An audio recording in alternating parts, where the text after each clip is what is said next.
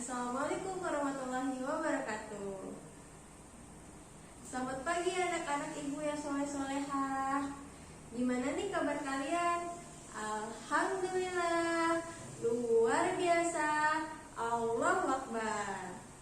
Ya. Nah, semangat ya untuk anak-anak sekalian. Jangan males, gak boleh males, harus semangat. Oke? Nah, hari ini Ibu absen dulu ya sebelum mulai pelajarannya. Buat yang anak cowok, kalau Ibu panggil namanya, jawab hadir ya. Kalau buat cewek, jawabnya hadiroh.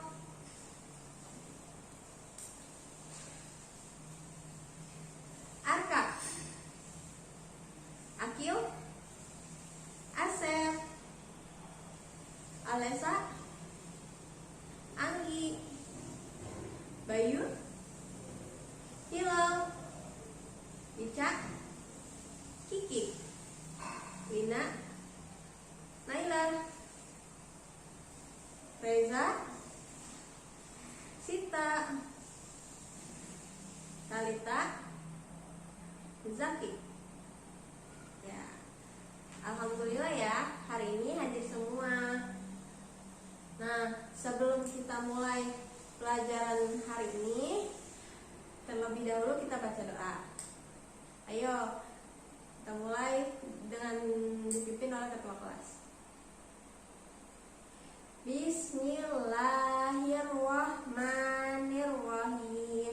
Rabbi zidni ilman warzuqni fahman.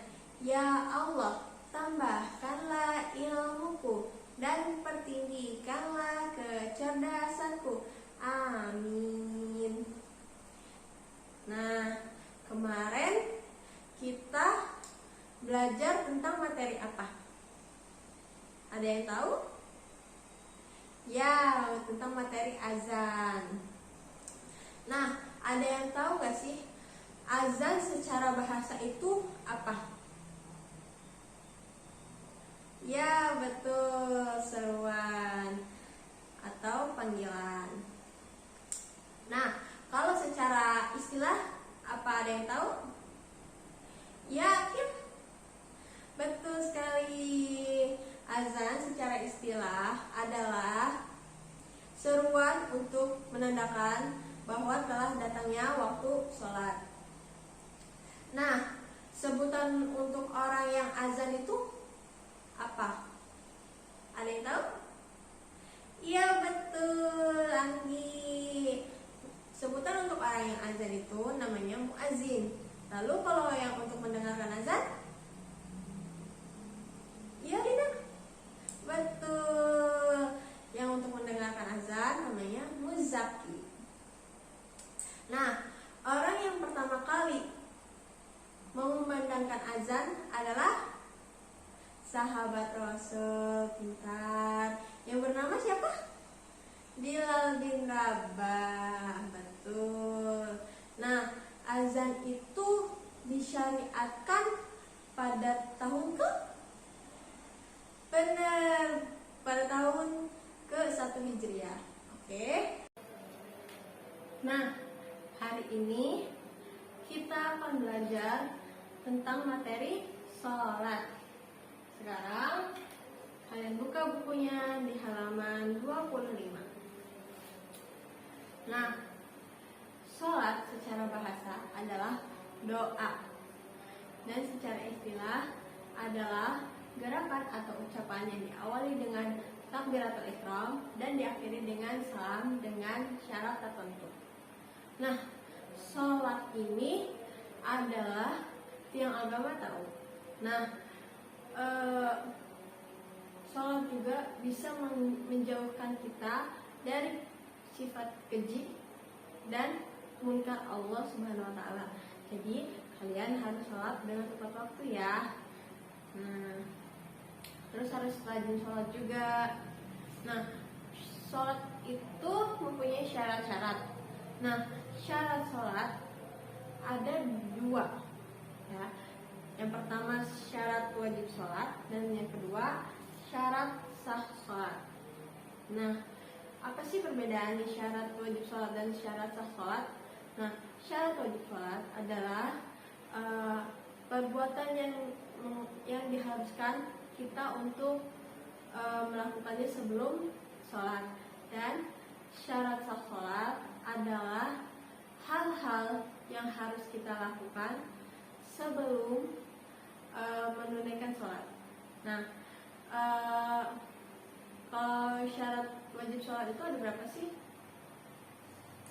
Ada 5. Yang pertama, dia beragama Islam. Yang kedua, dia sudah balik. Yang ketiga, dia mempunyai akal sehat. Yang ketiga, dia terhindar dari hadas dan najis. Yang keempat, dia telah menerima dakwah. Nah, kalau syarat sah sholat itu ada 5 juga. Yang pertama, kita harus bersih, harus suci dari hadas dan najis. Nah, yang kedua, kita juga harus badan kita, pakaian kita, dan tempat kita sholat itu harus bersih juga. Dan yang ketiga, kita harus menutup aurat. Untuk yang perempuan hanya boleh kelihatan wajah dan telapak tangan. Kalau untuk laki-laki itu dari pusar sampai lutut. Nah, syarat sholat ini harus kita lakukan dari kecil, dari sejak umur kita masih kecil. Gak apa-apa belum banyak juga, belajar sedikit-sedikit untuk melakukan sholat. Nah, terus sholat juga mempunyai rukun-rukun. Rukun sholat itu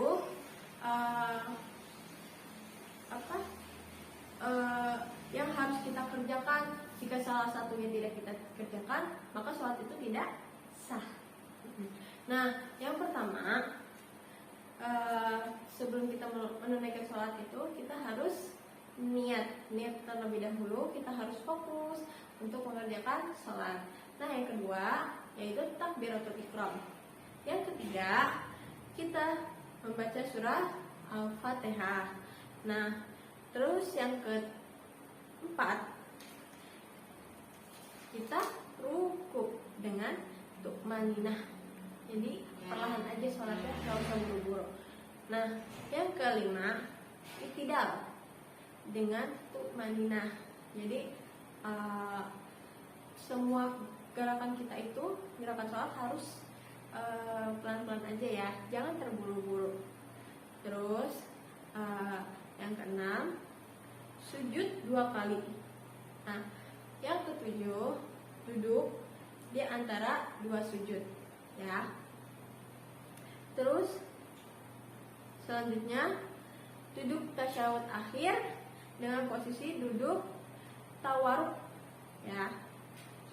Terus yang selanjutnya, membaca doa tasyahud, lalu membaca salam, dan dilakukan dengan tertib. Nah, sholat juga ada beberapa hal yang membatalkan sholat. Yang pertama itu tidak terpenuhi rukunnya sholat yang tadi. Nah, kalau misalkan rukun tadi kita tidak terpenuhi, sholat kita gak bakal sah ya.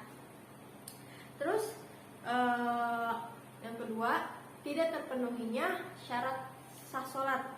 Itu juga bisa membatalkan sholat kita. Lalu yang ketiga, sholat itu tidak boleh sampai tertawa. Jadi kalau sholat tidak boleh bercanda ya, gak boleh ketawa, gak boleh bercanda ya. Terus yang ketiga, kita gak boleh banyak gerak. Kita harus fokus sholat. Tatapan kita harus ke sejadah, harus fokus, tidak boleh melirik kanan atau melirik kiri. Terus berbicara ketika sholat juga itu nggak boleh. Jadi kita nggak boleh ngobrol tuh sambil sholat ya. Sholat sambil ngobrol itu nggak boleh. Itu juga membatalkan. Terus apalagi nih ya, sholat sambil makan itu nggak boleh. karena sudah membatalkan wudhunya juga ya. Jadi kalian tidak fokus tentang saat melakukan sholat. Nah, sekarang karena waktunya sudah habis, jadi ibu kasih PR ya. Ibu kasih tugas untuk kalian semua untuk mengerjakan soal-soal yang ada di halaman 41 ya. Maaf, di halaman 28 sampai 29. Jadi nanti minggu yang akan datang, minggu depan, Ibu akan mengkoreksi semua jawaban kalian ya. Ingat, jangan lupa dikerjakan ya. Baik, mungkin cukup sekian pelajaran kita hari ini. Semoga ilmunya bermanfaat untuk kalian semua. Dan kita akhiri pembelajaran kali ini dengan membaca kafaratul majlis. Subhanakallahumma wa bihamdika asyhadu an la ilaha illa anta astaghfiruka wa atubu ilaik. Kurang lebihnya Ibu mohon maaf. Sehat-sehat selalu untuk anak-anak Ibu yang soleh-solehah. Ya. Ibu tutup dengan wassalamualaikum warahmatullahi wabarakatuh.